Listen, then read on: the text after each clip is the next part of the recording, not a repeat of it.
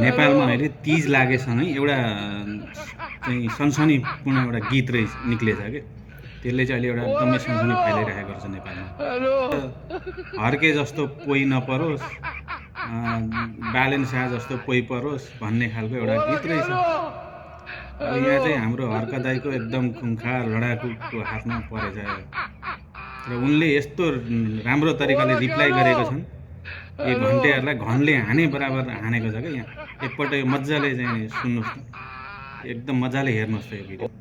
हर्के जस्तो पोइ नपरोस् भन्दै गीत गाउने त तीजको नाममा नारीको नाममा कलङ्कहरू तलाई चाहिँ एचआइभी भएको पोइ परोस्, जहिले बुढी कुट्ने पोइ परोस्, जहिले पनि जाँड रक्सी खाएर गुमा सुत्ने पोइ परोस्।